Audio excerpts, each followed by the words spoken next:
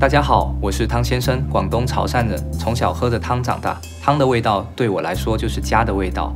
从11月开始，天气日渐寒冷，其实这个时候非常适合进补。我们今天呢会用到人参的生须，给大家做2款汤。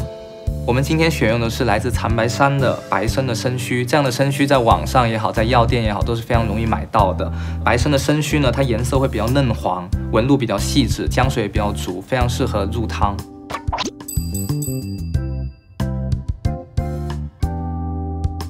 今天我们会做的第1款汤呢是生须母鸡汤。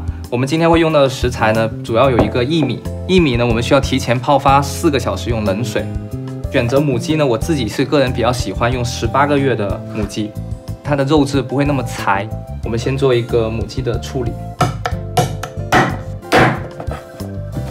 将母鸡切成一小块一小块的部分，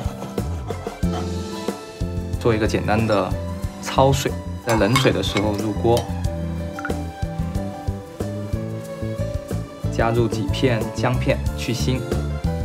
好，我们看到水已经沸腾了，我们把火关掉，将鸡肉捞到冷水里面，过一下冷水，把表面的沫还有一些杂质都给清洗干净，留着备用。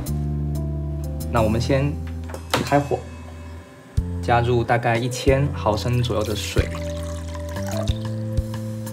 加入3到5片的姜片，母鸡加进去。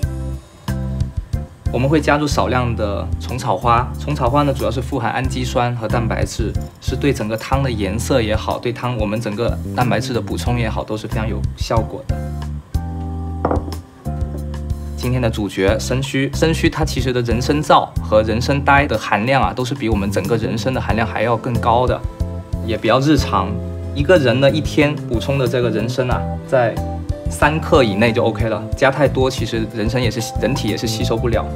然后红枣，如果你对这个枣味和甜度希望降低一点点，你可以等到汤快出锅的时候，最后的20分钟、30分钟再去加它。我们需要加少量的薏米，薏米呢是祛湿的功效。好，我们看到现在水已经沸腾了，我们把它大火转小火，大概2个小时差不多了。我们现在可以把火关掉。我们已经可以闻到整个房间里面都有非常好的一个人参的味道和鸡汤的味道，这味道闻着就非常的温暖。OK， 接锅。在出锅前，我们可以根据个人的口味加入些许的盐，这样一款生须鸡汤就做好了。第2款汤呢，我们会做一款甜汤，也是用生须为主要的食材。生须我们提前会将它泡好水。第一步呢是找到一个纱布，然后将生须泡好的水做一个过滤。好，我们已经将生须泡好的水倒了炖盅里面。我们取3克左右的一个生须，放进炖盅。加入30克左右的黑芝麻，然后加入30克左右的黑米。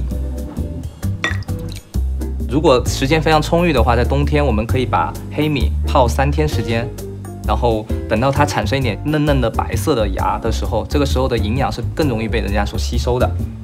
好，我们再加入最后一个食材黑豆，将炖盅盖上，然后取一个蒸锅，蒸锅的底部已经提前加好了冷水，将炖盅放进蒸锅的中间，开大火，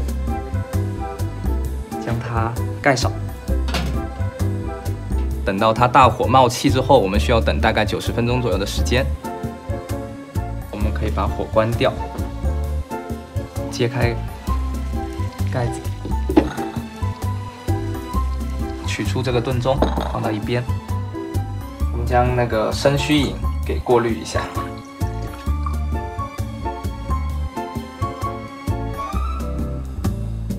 我们过滤好之后呢，可以根据个人的口味加入些许的黑糖。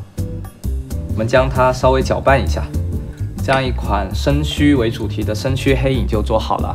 我们常在办公室喝茶、喝咖啡，都是因为它里面有一些咖啡因的提神醒脑作用。但这样一款甜汤呢，它其实也有很好的提神醒脑的作用，大家可以试一下哦。